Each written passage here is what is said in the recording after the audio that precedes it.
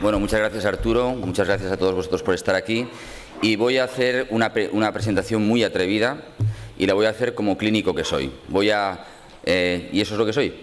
Muchas veces tengo que pedir disculpas, parece, por llevar más de casi 30 años de práctica clínica, pero actualmente muchas veces las cosas son así. Bueno, lo primero que hay que decir, tenemos que seguir insistiendo que el dolor es una epidemia, creo que ya no hace falta. Los datos, por ejemplo, de este ya conocido estudio, que otras veces lo hemos contado, es que los gastos por dolor crónico superan en Estados Unidos a los del cáncer, la diabetes, las enfermedades coronarias, todo junto. O sea que estamos frente a un gran problema. Y como voy a hablar de dolor lumbar, porque es un tema polémico y complejo, pues bueno, si sabemos que el dolor lumbar es el que más años de discapacidad provoca a nivel mundial. Entonces, ¿qué se sigue haciendo? Que ese es el gran problema. ¿Qué se sigue haciendo? Y por eso estamos nosotros aquí. Bueno, pues propuestas mecanicistas. El fisioterapeuta todavía está, o el terapeuta está todavía enganchado al tejido. Pues los tratamientos pasivos sabemos que no determinan, en pacientes con dolor crónico me refiero, ninguna diferencia. Los investigadores lo sabemos o lo saben, pero parece que los terapeutas no se quieren enterar. Y el problema en medicina es la búsqueda de la molécula milagrosa. Pero ahí está la solución, el que le den, que el edenato es muy efectivo para cualquier problema. Y el problema de las fuentes de conocimiento espurias, los gurús y sus amantes, la práctica basada en la eminencia, el problema de la autoridad, la universidad, las publicaciones, los creyentes acríticos de todo lo que se publica, las modas, y como ahí pongo, como soy educado, que es mentira, pero en fin, como soy educado, no voy a mencionar ninguna moda en fisioterapia ni en medicina ahora, en fin. O la práctica basada en las emociones, y el problema de conflictos de intereses. Es decir, tenemos unas potentes fuentes de conocimiento espurias. Y solamente este artículo se publicó hace 20 años ya, el escándalo de la investigación médica basura. Y fijaros lo que está señalado en amarillo. Necesitamos menos investigación, mejor investigación, investigación hecha por las justas razones. Y al final, la consecuencia que es, pues el peregrinaje del paciente al que se dan explicaciones, pues eso, inadecuadas, se le somete a tratamientos inefectivos, etcétera. Pero bueno, la revolución del dolor llegó la revolución del dolor, y esto es la revolución. Es, pues eso, la incorporación del modelo biopsicosocial en la práctica clínica y el concepto de la plasticidad central. Bueno, y como dice Clifford Wolf, el entender el dolor como si fuera una ilusión perceptiva. En muchos casos, muchos pacientes, el dolor es algo absolutamente generado, no sé si decir por el cerebro de la persona, Arturo, sin que haya ninguna fuente nociceptiva. Pero tenemos una nueva visión del dolor, y esto es un artículo del grupo de Legrand, Moreau y demás. ¿Cuáles son las funciones del dolor? Pues detectar la relevancia, dirigir la atención, la percepción especial, todo tiene que ser mapeado. Estoy intentando leer la diapo, pero no puedo. Intentar mapear esa experiencia en un marco de referencia corporal y del espacio peripersonal, y también el seleccionar una acción apropiada, una respuesta apropiada frente a ese estímulo que es potencialmente relevante. Y bueno, y cosas como las que dice Vani Apkarian, que el dolor crónico es una memoria, es exactamente una memoria que se mantiene, se perpetúa tras una lesión o a veces sin la existencia de una lesión previa.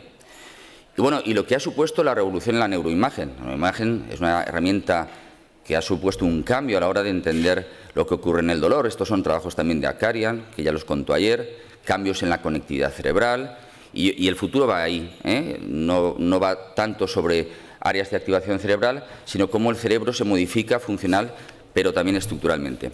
Bueno, y en fisioterapia, ¿cuál ha sido la revolución? Bueno, pues hay que mencionar a Louis Gifford, que lo veis aquí, junto con David Butler, que fueron los que realmente empezaron a mover en nuestro ámbito, la fisioterapia, esto del tratamiento del paciente con dolor.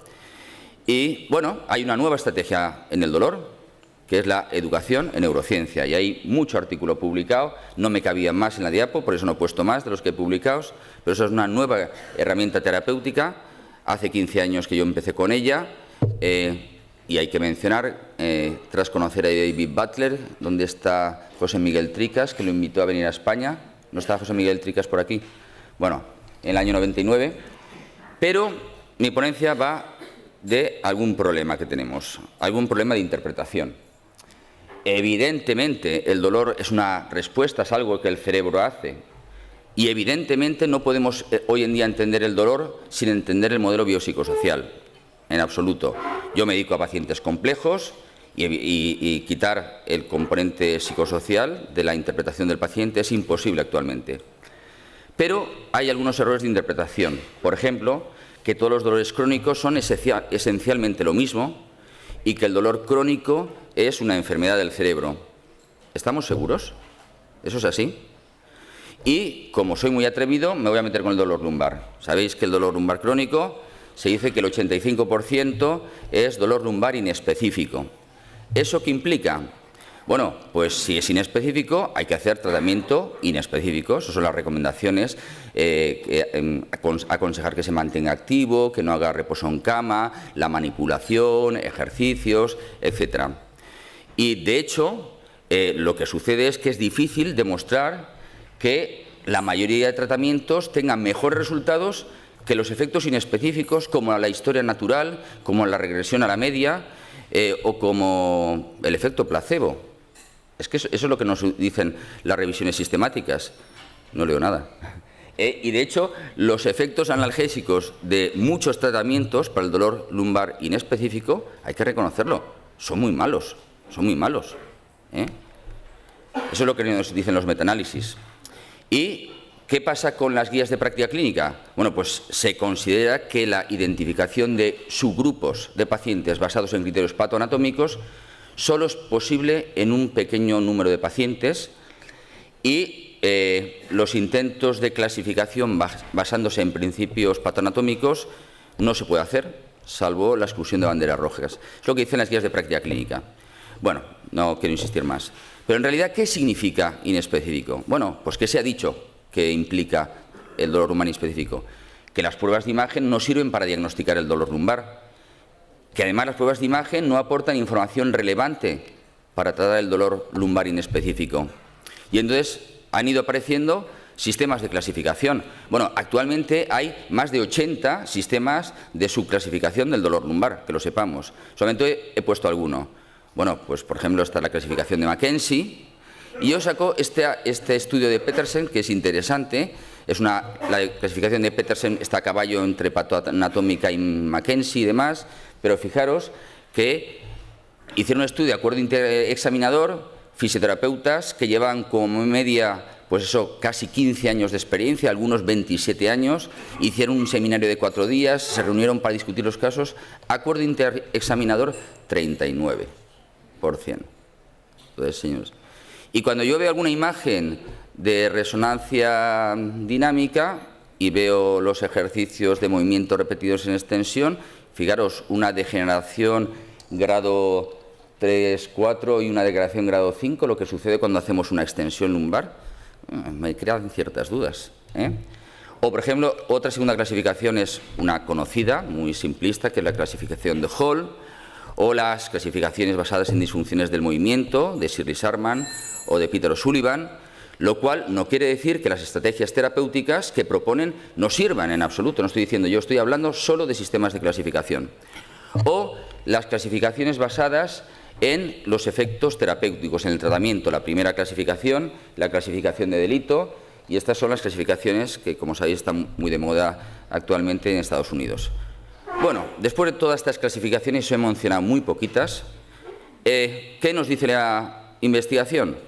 Pues que la evidencia investigadora actualmente, a la hora de definir subgrupos de pacientes con dolor lumbar inespecífico, solo se encuentra en fase de generación de hipótesis. Ningún sistema de clasificación se apoya en una suficiente evidencia para recomendar su utilización a la práctica clínica. Eso hay que saberlo. O el problema de las reglas de predicción clínica. Pacientes, estas son las reglas de predicción clínica para manipular la columna lumbar. O sea, el dolor de una duración menor de 16 días. Bueno, pues yo cuando veo esto me preocupa. Y además es que la misma manipulación, no sé si lo sabéis, sirve también para tratar el dolor femoropatelar. O sea, que sirve para todo. Es all in one, pero manipulando la sacroiliaca. Entonces, eso me preocupa a mí. Pero hay que saber que la evidencia actual no nos permite su aplicación directa de estas reglas de predicción clínica en la práctica cotidiana. De momento no podemos utilizarlo. Pero para mí la cuestión más importante del problema de las clasificaciones es que nos han llevado a un callejón, pienso que nos han llevado a un callejón sin salida. Porque la primera pregunta que me hago es yo, ¿puede responderme estas clasificaciones a estas preguntas? Que son las preguntas del paciente. ¿Qué me pasa? ¿Qué puede hacer usted por mí? ¿Cuál es el pronóstico? ¿Cuáles son las otras alternativas terapéuticas? ¿Estas clasificaciones me aportan esa información? Pero además, con estas clasificaciones podemos establecer un diálogo con otros fisioterapeutas que no están familiarizados con este sistema de clasificación. ¿Podemos establecer un diálogo con otros profesionales de la salud? Pues yo me parece que no. Pero además, la tercera pregunta, ¿realmente mejora estos sistemas de clasificación nuestra comprensión del problema? Bueno, sigamos con los problemas. Evidentemente, el dolor crónico no es un diagnóstico, pero señores, algunas veces el dolor lumbar puede ser un síntoma. Lo estoy diciendo yo, ¿eh? Y además, ciertamente, los test de imagen jamás han sido diagnósticos en sí mismos. Y además, en algún caso, nos pueden ayudar en el diagnóstico o en entender la patología del paciente. Y yo siempre cojo este artículo que hace 20 años la gente utiliza para decir que las pruebas de imagen no sirven para diagnosticar el dolor lumbar, cuando se dice no, es que muchos pacientes con hernia de disco no tienen ningún dolor lumbar. Bueno, el artículo no dijo eso. Dijo, mucha gente no tiene dolor lumbar teniendo un abombamiento discal o una protusión, pero la gente se le ha olvidado poner que decía, pero no con extrusiones. Porque esto, que es una voluminosa protusión, no es lo mismo que esto, en absoluto. Y esto, que es una voluminosa protusión, genera una clínica que no tiene nada que ver con esto, que es una extrusión. Por tanto, yo todavía no he visto en mi vida a un paciente con una extrusión discal sin una radiculopatía severa. Y además, algunos estudios nos dicen que los hallazgos patológicos en la columna lumbar que obtenemos con resonancia magnética nos dicen que la patología es más común en pacientes que tienen dolor activo con respecto a otros que no lo tienen. Y ponen algunos ejemplos, la degeneración discal, grado 3, grado 4, bueno, la alta intensidad de señal sabemos que no sirve, los cambios tipo Modic, las roturas anulares. Y aquí lo hubieran hecho mejor si hubieran diferenciado bien entre protusión y prolapso, que no lo hicieron en el estudio. Pues la gente que tiene dolor lumbar, en ese momento, tiene más hallazgos patológicos en sus resonancias magnéticas. ¿Eso qué quiere decir? Bueno, pues que no hay que tener miedo, no hay que asustarse y de vez en cuando vale la pena volver a mirar las clasificaciones de los estudios de imagen que a lo mejor nos aportan alguna información de los tejidos, de los cambios tipo Modic, etcétera.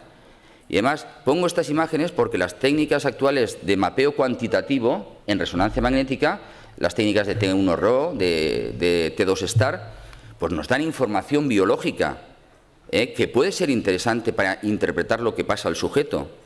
Y yo cuando pongo estas imágenes digo, bueno, señores, nos encantan las pruebas de resonancia magnética funcional, nos encantan los colorines. Sin embargo, tenemos aprensión a ver estas imágenes. ¿Por qué tenemos aprensión a ver estas imágenes? Entonces, también se afirma que el ofrecer un diagnóstico patoanatómico puede ser contraproducente porque refuerza la atención en, pues eso, las percepciones somáticas, pero no es del todo cierto. El que tú des a tu paciente una información sobre lo que dicen las pruebas de imagen, salvo que lo hagas de mal hecho o favoreciendo el catastrofismo, pues tú puedes explicarle lo que tiene o lo que se ve en sus pruebas de imagen. Pero evidentemente lo que vemos en pruebas de imagen no es dolor, son cambios en el tejido, Pero es que los que vemos en pruebas de resonancia magnética funcional tampoco es dolor. Son cosas que vemos. Irene Tracy hace 2 años, del grupo de Oxford, diríamos la jefa de Katia Wig, en 5 minutos dijo: si a mí me preguntáis dónde está el dolor en el cerebro, os diré, no tenemos ni idea actualmente. Sobre todo lo que vemos son áreas de relevancia, de respuesta cerebral, que tienen más que ver con la evaluación que el individuo o el cerebro hace de la realidad que está experimentando. Y hay también algún problema. Se afirma que hasta que el diagnóstico no muestre que mejora los resultados, no vale la pena seguir investigando. Y bueno, la respuesta es que la falta de evidencia de que una prueba diagnóstica, un diagnóstico mejore resultados, no significa que el diagnóstico sea incorrecto. A lo mejor nos puede brindar avenidas para el manejo del paciente. Otra cosa que se afirma: si no hay un gold estándar, no es posible seguir investigando sobre el diagnóstico. Pero es que en medicina, actualmente, hay muy pocas cosas que tengan un gold estándar. Hay muy pocas cosas. La presencia de patología en algunas personas sin dolor lumbar significa que no es importante. No, no, no. Yo lo que digo es que la patología muchas veces necesita estar suficientemente avanzada para que implique algún síntoma, o en algunos casos está tan avanzada que ya no provoca ningún síntoma. En una degeneración discal grado 5 ya no hay síntoma, eso ya no se mueve y por tanto no, ha dejado de doler. Y, como dice Wen Chal, el problema es que yo, que soy muy biopsicosocial, el primer congreso que organizamos fue fisioterapia y abordaje biopsicosocial, a lo mejor nos hemos pasado de la raya, y nos hemos olvidado del bio en muchos pacientes. Bueno, y aquí está un artículo que he sacado adrede porque su autor está aquí, va a hablar esta mañana, y bueno, hace algunas afirmaciones que creo que son interesantes. Por ejemplo, que a pesar de su popularidad, los sistemas de clasificación que hemos comentado, pues no explican los malos resultados de los estudios clínicos en dolor lumbar. Y que una perspectiva alternativa tiene que ser que el tratamiento pues no sea mal dirigido, y a lo mejor, por ejemplo, habría que fijarse en cosas que nos han contado los neurocientíficos, los estudios de imagen, pues que los sujetos con dolor lumbar crónico tienen alteraciones en la representación, tienen una incongruencia sensitivo-motora, que eso, si se asocia pues a alteraciones de estado de ánimo, puede producir una sobreactivación del córtex prefrontal medial, lo cual va a inhibir la activación del córtex prefrontal dorsolateral, de donde parte la analgesia placebo o la analgesia mediada por cogniciones. Bueno, pues sí, pero esta explicación yo creo que es susceptible de utilizarse en cierto tipo de pacientes, pero no en todos los pacientes con dolor lumbar crónico. Bueno, y dice otras cosas, bueno, es Neil O'Connell, uno de los autores, que los malos resultados de los estudios clínicos pueden ser porque los estudios clínicos se han hecho mal. Estoy de acuerdo, porque hemos mezclado muchos pacientes ahí. Pero además, también dice que a lo mejor los estudios clínicos tienen razón. Y esto es muy importante. Yo estoy convencido de que muchas entidades clínicas nuestro tratamiento, los medios actuales, no nos permite modificar su historia natural. Es así de duro, pero hay que reconocerlo. No podemos modificar en muchas ocasiones la historia natural de alguna situación clínica en la columna lumbar. ¿Eso qué quiere decir? ¿Que no podemos hacer nada? No, podemos ofrecer estrategias de afrontamiento o podemos ayudar al paciente a que con esa fuente nociceptiva activa sus respuestas cerebrales sean menores, etcétera. Podemos hacer algo, pero sobre el proceso biológico que está ocurriendo, seguramente nada, en algunos casos. Y mi pregunta es, ¿debemos renunciar a interrogarnos sobre las causas del dolor lumbar? Bueno, ¿y cuál es el planteamiento? Que creo que hay que volver otra vez a actualizar nuestro conocimiento sobre los síndromes clínicos. Porque las hipótesis clínicas son esenciales ¿para qué? Pues para conocer la historia natural del proceso.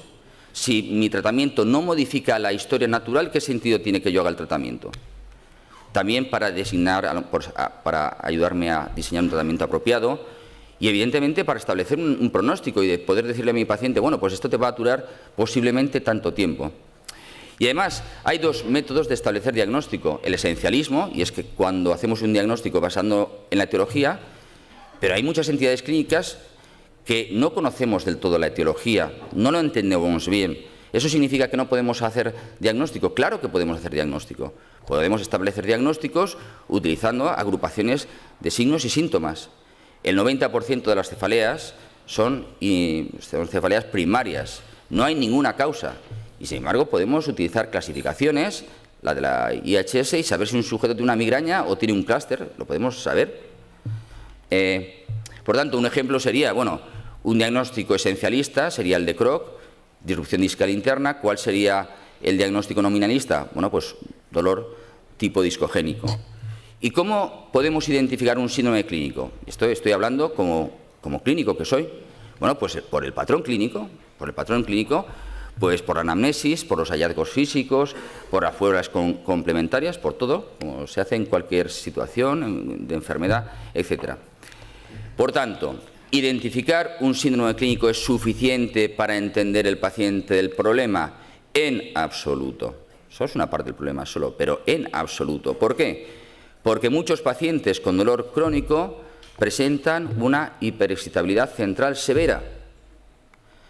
También porque hay muchos factores de índole cognitiva, emocional, socioeconómica, cultural, médica, social, el sistema, etcétera, que son cruciales para poder interpretar y entender el dolor del paciente. Por tanto, hay que seguir investigando en mecanismos del dolor y en aspectos psicosociales. No tenemos todavía la información. Y ahora diríamos la segunda parte de la ponencia. Cuando hablamos de dolor crónico, ¿de qué estamos hablando? Cuando hablamos de sensibilización central, ¿de qué estamos hablando? Porque con esto de que todos estamos convencidos que el dolor es una respuesta del cerebro o de la persona, ahora estamos un poco confundidos con los términos. Bueno, lo primero y que hay que dejar claro es que el dolor ciertamente no está en los tejidos, ni el dolor es psicológico, sino el dolor es una respuesta, ¿vale? Es una respuesta mediada por el cerebro. Pero vamos a hacer una aclaración terminológica. ¿Sensibilización central es lo mismo que dolor crónico? No es lo mismo. No es lo mismo. La sensibilización central no está en todos los pacientes con dolor crónico, y el dolor musculoesquelético o dolor de cualquier tipo agudo y subagudo no excluye la posibilidad de que exista una sensibilización central.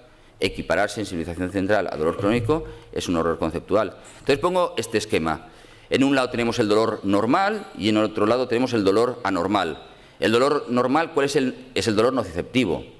En el otro extremo tenemos el dolor anormal, que es el dolor neuropático, que implica una disfunción de todo el sistema somatosensorial. Pero es que a caballo entre los dos tenemos el dolor inflamatorio, que presenta características de dolor neuropático, hiperalgesia, alodinia mecánica, alodinia térmica, aumento de los campos receptivos. El dolor inflamatorio se comporta, es un dolor adaptativo y por tanto es normal, porque implica lesión de los tejidos y su cicatrización, pero es un dolor anormal también porque implica cambios fisiopatológicos en el sistema somatosensorial. Por tanto, la primera falacia es todo el dolor crónico es lo mismo, está en el cerebro, en absoluto. Entonces, para mí esto tiene mucha importancia. Cuando a mí me viene un paciente, yo tengo que clasificarlo en dolor nociceptivo, dolor inflamatorio, dolor neuropático y en otro dolor, que es el dolor que sufre el paciente con dolor crónico complejo habitualmente, que es el dolor que yo llamo disfuncional. Esos 4 tipos de dolor se pueden padecer tanto de forma aguda como de forma crónica. Se puede experimentar dolor disfuncional de forma aguda. Yo puedo evocar una memoria dolorosa instantáneamente de un dolor que padecí hace 10 años y lo puedo tener durante un rato, unos segundos. Se puede tener, por tanto, todos esos dolores de forma aguda o crónica, y en todos los dolores, tanto nociceptivo como inflamatorio, puede haber más o menos sensibilización central. ¿Vale? Por tanto, para mí lo importante es cuando me viene un paciente con dolor crónico, ser capaz de diferenciar si ese sujeto tiene un dolor disfuncional sin ninguna fuente nociceptiva relevante o si es un sujeto que tiene dolor nociceptivo persistente. Porque hay muchos sujetos que tienen, por ejemplo, un dolor discogénico que lo van a tener durante 1 año, durante 2 años, y eso no es un dolor disfuncional, sino que hay una fuente nociceptiva persistente. Bueno, Y cómo, por eso me gusta el término dolor disfuncional, como ese dolor iniciado por un input aferente o sin él, no hace falta nocicepción para que aparezca dolor, que provoca una hiperestabilidad central severa que se autoperpetúa en el tiempo y que persiste sin que exista ningún tipo de input nociceptivo. Entonces, lo importante es saber esto, porque el tratamiento del dolor nociceptivo requiere atender a esa fuente nociceptiva, pero el tratamiento del dolor disfuncional lo que tenemos que hacer es modular la respuesta central del dolor. Y hay un trabajo de John Hicks que me encanta, y es que los terapeutas que ignoran los procesos implicados en el desarrollo y perpetuación del dolor crónico pueden hacer más daño que beneficio, amplificando, provocando, perpetuando la sensibilización central. Por eso yo siempre pongo esta diapositiva, cuidadín, cuidadín, con un sujeto que tiene una sensibilización central, porque te estás arriesgando, ¿eh? Yo he tenido que tratar muchos pacientes donde el culpable de su sensibilización central y su dolor disfuncional ha sido el fisioterapeuta.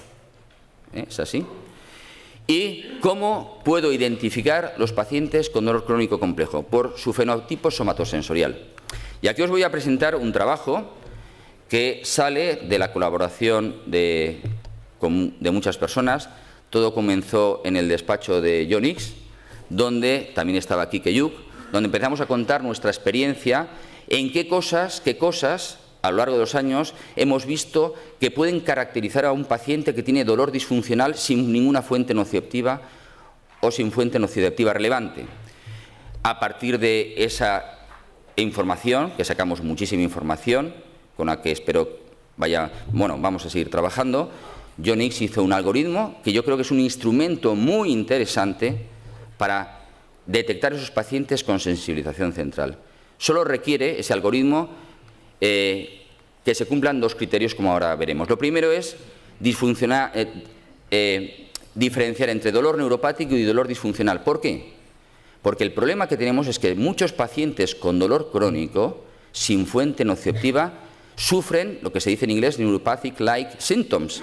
Tiene síntomas similares a dolor neuropático. Los que tratáis pacientes con dolor complejo, muchas veces el paciente os refiere que tiene alodinia, tiene una hiperestesia, tiene síntomas que simulan un dolor neuropático, pero no hay ningún dolor neuropático, no hay ninguna fuente neuropática. Por tanto, lo primero es, utilizando los criterios de la IAS, saber cuándo un sujeto tiene dolor neuropático y descartarlo. Y para este algoritmo funciona cuando se cumplen dos criterios. El primer criterio, pues el criterio es una experiencia del dolor desproporcionada con la naturaleza o severidad de la lesión o de la patología. Es imprescindible que se cumpla ese primer criterio. Pero ¿eso qué significa? Que tenemos que conocer la patología y saber lo que es proporcionado o lo que es desproporcionado. Porque, por ejemplo, alguien me diría, bueno, es que la fibromialgia es un dolor severo y demás y es proporcionado a la enfermedad. Yo te diría, no. En la fibromialgia es desproporcionado. Eso es desproporcionado. ¿Vale? Entonces, primer criterio. Pero nos hace falta un segundo criterio. Y es una distribución del dolor, de la alodinia y de la hiperalgesia difusa. Y hay muchos patrones clínicos que hemos visto o que vemos en pacientes con dolor disfuncional. Y hay muchísimos más. He puesto algún ejemplo. El dolor bilateral en ambos miembros inferiores, el dolor en espejo, el dolor viajero, el dolor hemipléjico, el dolor parapléjico, la alodinia o la hiperestesia que no tiene una distribución segmentaria. Y este es un dibujo que hizo una paciente que es así, es ella cómo percibe su dolor real. Si no se cumple el segundo criterio, todavía tenemos un tercer criterio muy interesante y es la hipersensibilidad a los sentidos no relacionadas con el sistema musculoesquelético. Por ejemplo, que hay un aumento de la respuesta a sustancias químicas, hay una intolerancia al calor, intolerancia al frío, intolerancia al estrés, a la sobrecarga mental, a las emociones, fotofobia, fonofobia, osmofobia. Eso es algo brutal. Bani Abkarian publicó hace ya años un estudio que demostraba que los pacientes con dolor lumbar crónico tienen mejores capacidades gustativas. ¿Es así? Hace años lo demostró. Detectan mejor los sabores. Robert Graisley también demostró en un estudio que los pacientes con fibromialgia oyen mejor, tienen mejor capacidad auditiva. Por lo tanto, este tercer criterio es muy interesante cuando el segundo criterio nos falta. Pero además tenemos mucha más información, muchas más cosas que vemos en la práctica clínica. Por ejemplo, la intolerancia a los tratamientos o la comorbilidad. Yo he tenido pacientes con 50 diagnósticos médicos activos, todos. O sea que la comorbilidad es otro criterio adicional. Y después factores cognitivos, emocionales, conductuales. Por ejemplo, el catastrofismo, la hipervigilancia, la disminución de la autoeficacia, bajo estado de ánimo, las conductas de miedo y evitación, actividad sexual reducida. Todos esos factores cognitivo-conductuales y emocionales también nos pueden indicar que un sujeto tiene un dolor disfuncional. Pero además hay aspectos psicosociales también implicados. Por ejemplo, experiencias adversas en la infancia, familiares de primer grado con dolor crónico, abusos sexuales, maltrato infantil, bajo nivel social y educativo, aspectos sociolaborales, un montón de aspectos que colaboran. Y ya vamos a hablar de tratamiento. 4 ideas. Y yo voy a hablar un poquito del tratamiento que me gusta, que es el tratamiento basado en educación en dolor. Lo primero, la primera clave, conoce a tu paciente. Primer problema, conoce a tu paciente. ¿Y qué pesa más en la situación clínica de tu paciente? ¿Qué es lo que pesa más? Sus cogniciones erróneas, el problema de pérdida de la autoeficacia, la hipersensibilidad sensorial, que a lo mejor hay que tratarla, las conductas de miedo y evitación, la hipervigilancia, sus problemas personales, y hay que dirigir el tratamiento a lo que pesa más en la historia del paciente, en la experiencia clínica del paciente. Y para eso podemos a lo mejor utilizar algún tipo de cuestionario específico. Y tenemos que evaluar y dirigirnos a aquellos mediadores de la respuesta, donde directamente van a producir un cambio, o aquellas cosas que pueden modificar la respuesta del paciente, a los moderadores y evidentemente a los predictores del tratamiento. Entonces, ¿cuáles son los principios, y llevo años casi contando lo mismo, del manejo del paciente con dolor? Primero, abordaje cognitivo-conductual. Esto no es terapia cognitivo-conductual, sino es abordaje cognitivo-conductual. Tenemos, sobre todo, que cambiar cogniciones y conductas, tratar la sensibilización central, disminuir la sensibilización central de estos pacientes, tratar las conductas de dolor y de intolerancia específica que el paciente, y manejar también, cuando es necesario, todos aquellos componentes psicosociales que favorecen o que perpetúan esas conductas de dolor o discapacidad. Y esta diapositiva va danzando por ahí varios años de un poco cómo se puede abordar el tratamiento en función del tipo de paciente que tengamos, pero no la voy a contar. Solamente voy a hablar 4 ideas de educación en dolor. Lo primero y más importante, entender lo que el paciente entiende, qué se le ha dicho, porque de lo que se trata es de hacer una reestructuración cognitiva. Y bueno, una vez más, esta es la pizarra donde en el año 99 David Butler pintaba el cerebro, las emociones, y empezaba a hablar de el papel de la sensibilización central en el dolor crónico. Pero hay muchos textos interesantes. Por ejemplo, mis pacientes con migraña se tienen que leer este libro, obligatoriamente. Es el mejor libro que hay para tratar la migraña. No estoy ahí haciéndote la pelota, la verdad. O este libro de Carlos López, o Painful Journeys, que es un libro muy gracioso, lo que hay que tener un nivel de inglés elevado para entenderlo, de Lorimer Moseley, o los recientes libros que han salido de Louis Gifford. Ahí los tenéis. ¿Y por qué? Y esto es una de las razones por las que yo invité a Katia Uija a venir. Porque sabemos que los factores cognitivos, a partir de la corteza prefrontal, pueden modular la actividad de esas áreas que parecen estar relacionadas con el dolor. O sea que tenemos actualmente evidencia de que se puede hacer una modulación cognitiva. Por tanto, la educación en dolor, la base sobre la que se sustenta, probablemente es esa modulación cognitiva a partir de nuestra corteza prefrontal. Pero la cuestión fundamental para mí es, ¿realmente esa educación en dolor, esa estrategia terapéutica se adapta a mi paciente? Porque si hay una fuente nociceptiva activa, a lo mejor es mejor explicarle al paciente lo que tiene y a lo mejor hay que tratar los tejidos y ya está, si hay una fuente nociceptiva activa. Y lo que hacemos y lo que yo hago desde hace muchos años es educación en la condición que el paciente tiene, explicarle la historia natural, cómo va a evolucionar, explicarle los tratamientos disponibles en la actualidad, cuál es el pronóstico, y le hablo también del dolor, le hablo también del dolor, pero también le tengo que explicar, pues eso, por qué él padece lo que padece, cuando hay una fuente nociceptiva activa. Pero en pacientes que tienen dolor disfuncional sin nocicepción relevante, hay que hacer educación en dolor, pero en esas ocasiones hay que dejar los tejidos en paz, porque muchas veces estamos intentando cambiar las condiciones del paciente y estamos, perdonadme la expresión, magreándolo a la vez. Entonces estamos dando información contraproducente, salvo que utilicemos, a lo mejor en esos pacientes que tienen expectativas diferentes, que no van a entender ese abordaje con educación en dolor, no lo van a entender inicialmente, la estrategia que yo cuento, que se llama estrategia de llevarte al paciente al huerto. Y es darle unas cuantas sesiones que haces un poco el paripé, le toqueteas un poco, tal y cual, pero le vas haciendo un lavado del cerebro hasta que llega un día que dices, bueno, ahora ya, ¿quieres que nos sentemos y la próxima sesión estemos una hora hablando tú y yo y te explique un poquito esto que te pasa del dolor que tienes? Pero antes de empezar con educación en neurociencia, nos tenemos que preguntar, ¿realmente se adapta a nuestro paciente? Porque hay que tener en cuenta muchas barreras para tener un buen resultado. No es fácil, no es fácil, no es fácil. Muchas dificultades. Y hay que evaluar expectativas y motivaciones. Bueno, esto es una publicidad del Viagra, que lo levanta todo, creo. Pacientes que tienen expectativas fantásticas, que quieren unas curaciones milagrosas. O muchos pacientes que les encanta saber muchas cosas, conocer, tienen muchos intereses, pero no quieren cambiar. Realmente no quieren cambiar. No, there is no point, no hay que hacer nada, no se puede hacer nada de educación en dolor con estos pacientes. Pero muchos pacientes quieren saber. ¿Y qué quieren saber? ¿El qué? ¿Qué tienen? Y hay que decirles, usted tiene un dolor disfuncional sin ninguna fuente nociceptiva.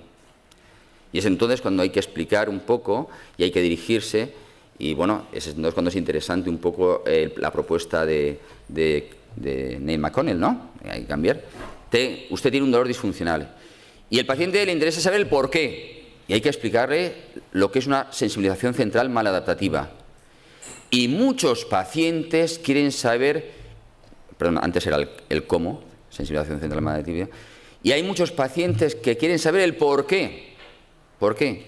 Hay pacientes que no, pero a lo mejor hay pacientes que quieren entender por qué les sucede lo que sucede, qué le desencadenó, entender su historia. Por eso pongo aquí este artículo, atiende a la historia de tu paciente. Cuando la historia de tu paciente se olvida en el proyecto terapéutico, el riesgo de una falta de respuesta terapéutica es muy sustancial, muy importante.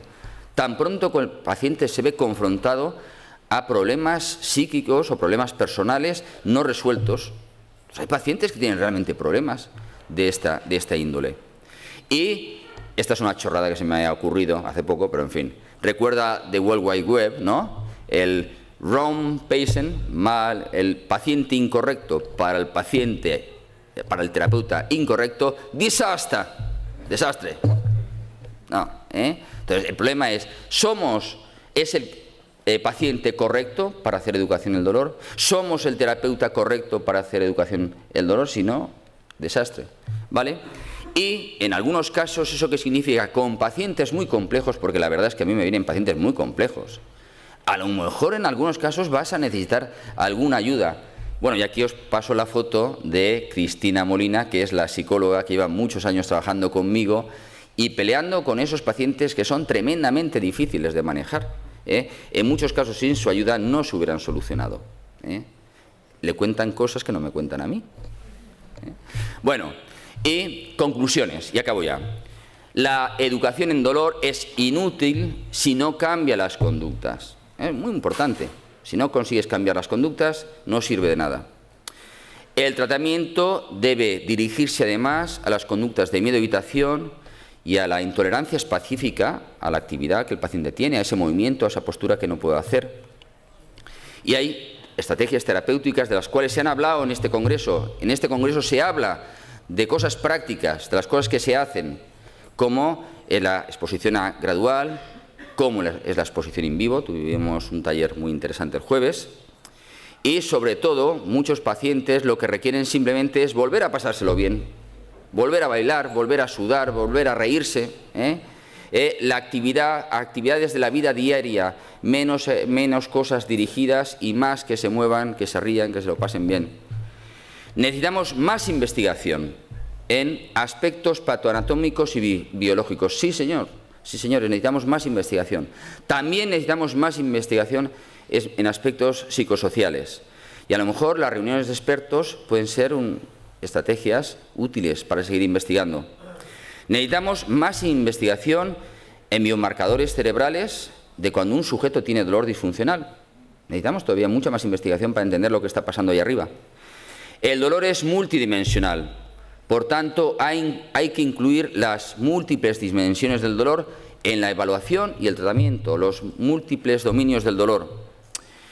El diagnóstico es importante, pero también debemos concentrarnos en saber más sobre factores pronósticos y estrategias de detección temprana de pacientes que van a desarrollar un dolor crónico.